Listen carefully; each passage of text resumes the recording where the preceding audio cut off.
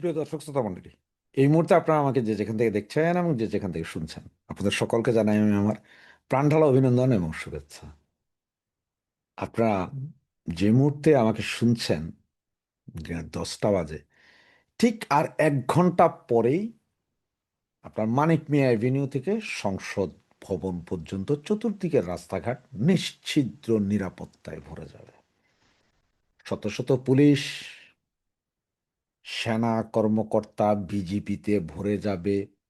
বিভিন্ন গেট বসানো হবে যেখানে আপনার কেউ অস্ত্র নিয়ে ঢুকছে কিনা এইসব চেক করার জন্য, বা সিকিউরিটি অবস্থা, সিকিউরিটি প্যাক্ট। আর বিকাল 4টায় শপথ নেবেন নতুন বিজয়ী প্রধানমন্ত্রী জনাব তারেক রহমান।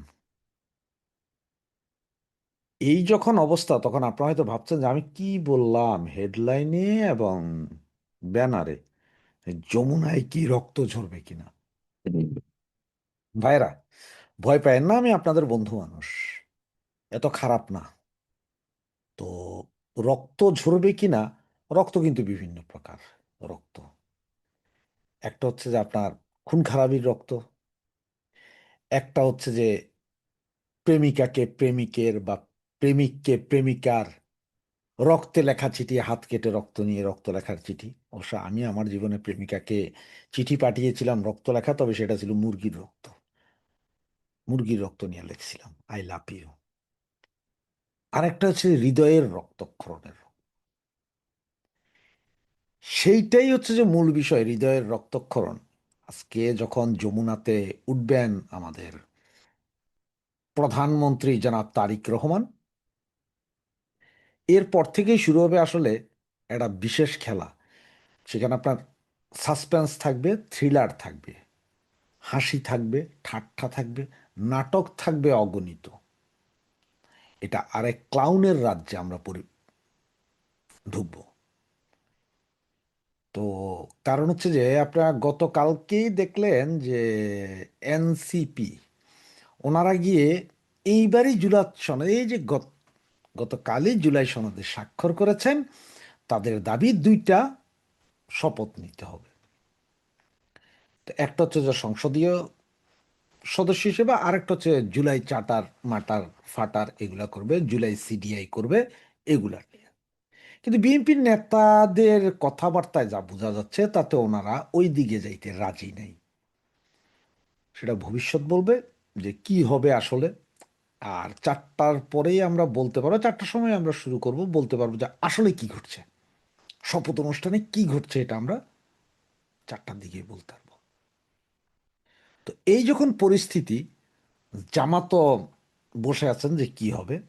এদিকে আপনারা জানেন যে জামাত বলেছে যে ওনাদের সংসদ সদস্যরা নিবেন না শুল্কমুক্ত গাড়ি।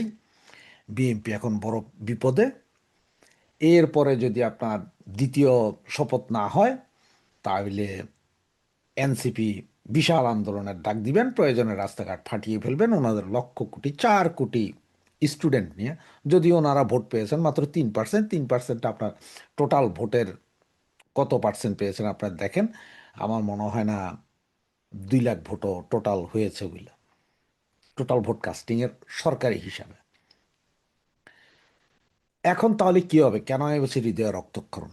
কারণ তারেক জিয়ার সামনে কিন্তু বেশ কিছু চ্যালেঞ্জ আছে। একটা হচ্ছে যে ওনার সাথে বর্তমানে আছেন এই যে লন্ডন ফেরত কিছু লোক, যারা ছোটখাটো পদ নিয়ে হইলেও যমুনার আশপাশে থাকতে হবে, এই ওনাদের ব্যাপার। তারেকও তাদের প্রতি প্রীত, কারণ 17 বছর তাদের সাথেই বেঁচে ছিলেন। এরপরে আছেন উনি ওই যে স্কাইপে কথা বলতেন, স্কাইপে কথা বলতেন কিছু ওই যে কি তুর্কি তরুণ বা তরুণ তুর্কি বা ইসরায়েলি তুর্কি বা ওই যে পাকিস্তানি তুর্কি যারা আছেন আর কি, ইয়াং জেনারেশন, এদের একটা গ্রুপ। আর একটা আছেন যে ওনার মায়ের বাবার সাথে রাজনীতি করা গ্রুপ। এই 3 গ্রুপের টানাপোড়েনে ওনার অবস্থা ত্রাহি ত্রাহি। আচ্ছা, এর ভিতরে আবার নতুন আরেকটা গ্রুপ আছে, যেটা হচ্ছে ফুল গ্রুপ। আপনারা আমাদের চিটাংয়ের যারা আছেন তাদের হয়তো মনে থাকতে পারে, আমাদের একজন মেয়র মেয়র নির্বাচিত হওয়ার পরে টানা 2 বছর সারা চিটাং শহরের আনাচে কানাচে আপনার প্রতিদিন একটা করে গেট উঠতো, উনি একটা করে সংবর্ধনা নিতেন। মনে আছে নিশ্চয়ই। তো সেই রকম একটা ফুল গ্রুপ আছে, কারোর সাথে কারো যোগাযোগ নেই। তো এখানে মন্ত্রী পরিষদ উনি ঘোষণা দিয়েছেন যে মন্ত্রী পরিষদে উনি 3 ভাগের 1 ভাগ রাখবেন ওনার মা বাবাদের গ্রুপ, 1 ভাগ আর 2 ভাগ থাকবে এই তুর্কি তরুণ গ্রুপ। আর এর ভিতরে তো ভাই লন্ডন গ্রুপ আছেই, বুঝা দেখেন, এরা তো আছেই, কারণ এরা এত বছর ওনাকে এখানে পালছে, ওনার সাথে থাকছে, বিভিন্ন মিটিং মিছিলে গেছে, অনেক কিছুই করছে। সুতরাং ওরা তো আছে, ওদের একটা দাবি আছে যে আপনি আমাদের সাথে থাকছেন, বসছেন, উঠছেন, খাইছেন, আপনি আমাদের জন্য কিছু করবেন না, সুতরাং এটা তো ফালাইতে পারবে না। এই গ্রুপের কার ঠেলায় যে কোথায় যাবে সেটা বোঝা বড় মুশকিল। আর এইদিকে জামাত আছে তলে তলে একটা প্ল্যানিংয়ে। ধরেন যদি জামাত দেখে যে তাদের কথা মতো বা তারা যা চাইছিল তা হচ্ছে না, তখন কি করবে? তারা একটা আওয়াজ বাজানোর চেষ্টা করবে। আবার এটাতে ইন্ধন দিবে কারা? সেই বিএনপির ওই যে গ্রুপ, বিভিন্ন গ্রুপের যারা তো পাইলো তারা পাইলো, আর যারা পায় নাই তারা হাই হাসান হাই হাসান করতে করতে জামাতে বলে যে আপনারা নাড়া দেন, আমরাও দেখি। এই হচ্ছে যে অবস্থা। এখন আপনি বলতে পারেন যে ভাই এইভাবে অবস্থা কি হবে? হ্যাঁ, তারেক জিয়ার বর্তমান অবস্থা ঠিক জিয়া রহমানের আমলের মতো। অনেকে হয়তো জানেন না, বা বইপত্র যারা পড়েন তারা সকলেই জানেন, বঙ্গবন্ধু শেখ মুজিবুর রহমান মারা যাওয়ার পরে আওয়ামী লীগের অবস্থা আজকের এরকম ছিল, এখন যেরকম এর চেয়ে আরও বেশি খারাপ ছিল। যদিও তখন শক্তিশালী গ্রুপ ছিল, বাকশাল ছিল, কিন্তু এরপরে যখন আপনার মুস্তাক ছিলেন, এরপরে আসলেন সায়েমের পরে জিয়া রহমান নিলেন। জিয়া রহমান ক্ষমতায় নেওয়ার পরে কিন্তু জিয়া রহমান সর্বপ্রথম কাজটা যেটা করলেন, জামাতি ইসলামকে রাজনীতিতে সর্বপ্রথম স্থান করে দিলেন। আওয়ামী লীগ ছিল না, তখন বাকশাল ছিল, তো এদের দিলেন। এর মধ্যে আবার বাকশাল 2 গ্রুপ হয়ে গেল, মহিউদ্দিন গ্রুপ আর রাজ্জাক গ্রুপ, 2 গ্রুপ হয়ে গেল, 2 টুকরা। তখন এদিকে মৌলবাদীদের এটা জিয়া রহমান তখন আবার এই মৌলবাদী এই গ্রুপটারে, মৌলবাদী বলতে এই জামাত গ্রুপটারে ঠেকানোর জন্য ইনকলাবের যে মান্নান সাহেব ছিলেন তারে আইনা দাঁড়া করাইলেন। মানে ঠিক যেমন জামাতরে ঠেকানোর জন্য আপনার হেফাজত, সেম কাহিনীগুলো। এই যখন অবস্থা, কোনো কিছু টালমাটাল, কারণ জামাত চাইতেছে যে মানে এটা এমন একটা পরিস্থিতিতে আসুক যে ওরা একটা যে জিন্না টুপি বা জিন্না ড্রেস পরবে বাংলাদেশের মানুষ।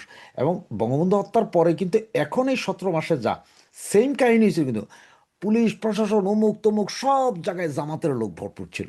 কারণ জামাতের লোক তো আগে থেকেই ছিল, যুদ্ধের পরে যারা জামাত করতো ওই সময় তারাই এখানে ঢুকে গেল। আবার ঠিক আর এই জামাতের এই ব্রেন, কারণ হচ্ছে 1971 সালের যে স্বাধীনতা যুদ্ধ, পাকিস্তানি আর্মির চেয়ে সারা বাংলাদেশে হত্যাযজ্ঞ চালাইছিল এই জামাত। আর এই জামাতের কাছে ছিল পুরো প্ল্যান, তারাই যেখানে যেখানে যাইতে বলছে সেখানে সেখানে গেছে পাকিস্তানি বাহিনী। তারা তো একটা পুরো যুদ্ধ পরিচালনা করছে 9 মাসের, সেটা তাদের কাছে সেই অভিজ্ঞতা আছে, সেই অভিজ্ঞতায় তারা ওইভাবে ধরলো। তখন জিয়া রহমান কিন্তু এর ভিতরে ইন্ডিয়া গেলেন, ইন্ডিয়ান রাষ্ট্রপতির সাথে কথা বললেন, ইন্দিরা গান্ধীর সাথে কথা বলছেন। তখনও কিন্তু শেখ হাসিনা এবং শেখ রেহানা 2 বোনই ইন্ডিয়াতে আশ্রিত ছিলেন, আজকে যেমন আছেন ঠিক তখনও ছিলেন। এরপরও উনি ওখানে গিয়েছেন। এখন এমনও হইতে পারে যে উনি ওইখানে যাই তো শেখ হাসিনার সাথে কথা বলেছেন, যোগাযোগ হইতে পারে, এটা গড নোজ, এটা আমিও জানি না, আপনিও জানেন না, কেউ জানেন না। বা এটা কি হয়েছে, এটা অনেক সময় অনেক কিছু বের হয় না। জোহরা তাজউদ্দিন আবার আওয়ামী লীগকে হাল ধরলেন, উনি আস্তে আস্তে ই করলেন। 1981 সালের মে মাসে শেখ হাসিনা দেশে আসলেন।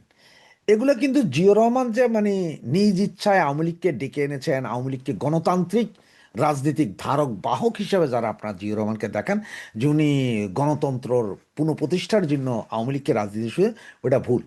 জিয়া রহমান নিজের পাছা বাঁচানোর জন্য বা পিঠ বাঁচানোর জন্য বা ক্ষমতায় ধরে রাখার জন্য চিন্তা করলেন যে এই 2 ইসলামপন্থীর যন্ত্রণায় এমন অবস্থা হয়েছে, এখন সেকুলার এই আওয়ামী লীগের দরকার। কারণ হচ্ছে যে বাকশাল দেওয়া হবে না, বাকশাল অলরেডি 2 ভাগ।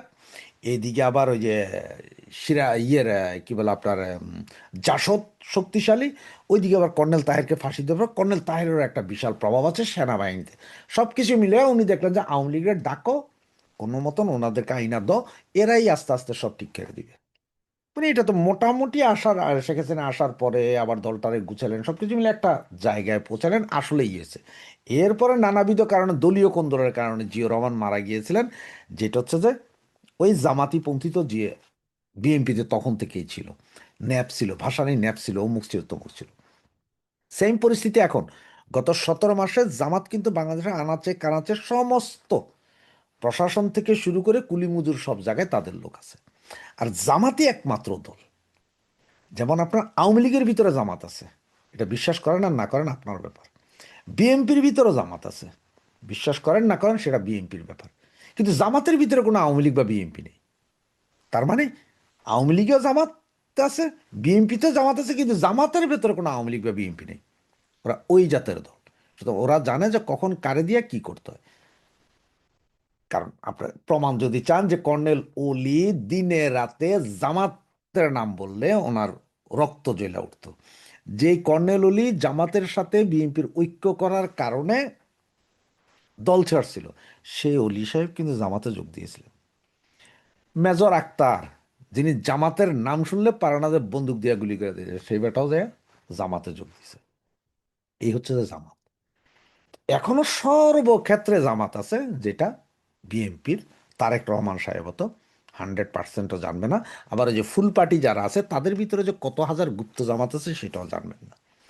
সুতরাং তারা কেউ ওনাকে শান্তিতে থাকতে দিবে না যতক্ষণ না দেশটাকে ওনারা জামাতি মাইন্ডে নিতে হয়। ওই যে সেকেন্ড রিপাবলিক বলে, মানে এগুলো কাজ এখন বিএনপির দিয়ে করাতে। আর বিএনপি এই জায়গা থেকে বাঁচার জন্য হইল ওনারা আওয়ামী লীগকে স্পেস দিতে বাধ্য। কারণ তারেক রহমানের বাবা জিয়া রহমান, উনিও সেম কাজটি করেছিলেন। এইবারও বিএনপি নিজে বাঁচার জন্য। কেউ মনে করেন না যে না বিএনপি আইসা আওয়ামী লীগের ছাত্রলীগের ব্যান্ড তুলে দিয়েছে, আওয়ামী লীগের রাজনৈতিক কর্মকাণ্ড পরিষ্কার করে দিয়েছে, সুতরাং আওয়ামী লীগ ওইভাবে আসছে না। বিএনপি নিজের জীবন বাঁচানোর জন্য, নিজের জীবন বাঁচানোর জন্য মৌলবাদীদের এই অত্যাচার থেকে নিজেকে একটু মডারেট করার জন্য হইল আওয়ামী লীগকে স্পেস উনি দিতে বাধ্য। কিন্তু ওনার দয়ায় না, আওয়ামী লীগকে দিতে বাধ্য, কারণ দেশ সে এই অবস্থা। এর ভিতরে আপনার মার্চের 6 থেকে 9 তারিখ পর্যন্ত পল কাপুর আসতেছে। তার আগে একটা প্রেশার আছে, আওয়ামী লীগের ব্যাপারে সিদ্ধান্ত নিতে হবে। কমনওয়েলথ তারাও বলেছে সিদ্ধান্ত নিতে হবে। আন্তর্জাতিক বিশ্ব সবাই বলতেছে সিদ্ধান্ত নিতে হবে। 23 তারিখে একটা মিটিং আছে এখানে, যেটা বব নামে একজন ব্রিটিশ এমপি, উনি একটা মিটিং ডেকেছেন। বিশ্বের বিভিন্ন দেশের সরকারে থাকা এমপিরা আসবেন, সেখান থেকে এই চাপটাই দেওয়া হবে, আওয়ামী লীগের ব্যাপারে সিদ্ধান্ত নিতে হবে। সুতরাং এই যখন অবস্থা তখন কি করবে?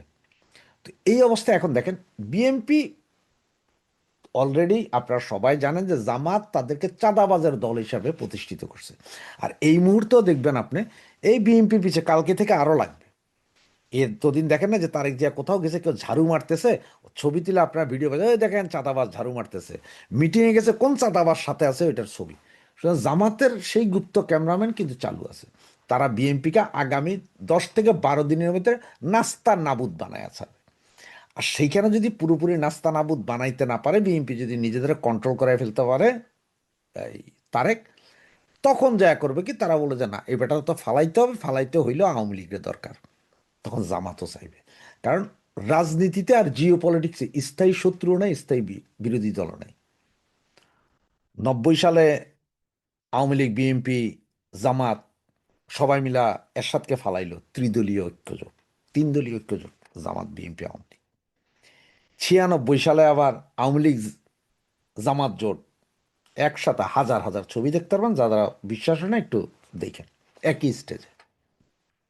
2001-এ যাইয়া জামাত বিএনপি জোট, 2008-এ যায় সব।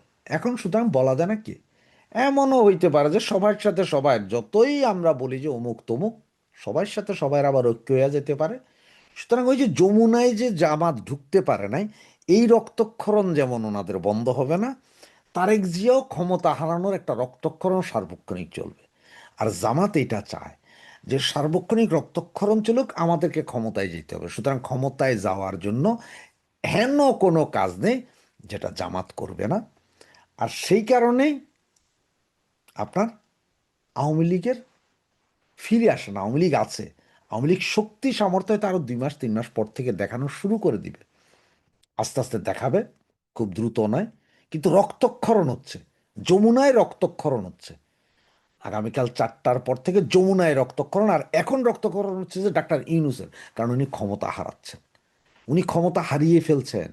এই রক্তক্ষরণ, কারণ মার্কেটে ব্যাপক প্রচলিত আছে যে উনি প্রচণ্ড চেষ্টা করছেন এখন পর্যন্ত যে উনি যাতে রাষ্ট্রপতি হয়ে ক্ষমতায় থেকে যেতে পারেন, সেই চেষ্টা যেমন চলছে, সেই বিষয়টাও তো আমরা কালকেই শিওর হয়ে যেতে পারবো, বা কালকের পরে, যে উনিই থাকছেন না অন্য কেউ।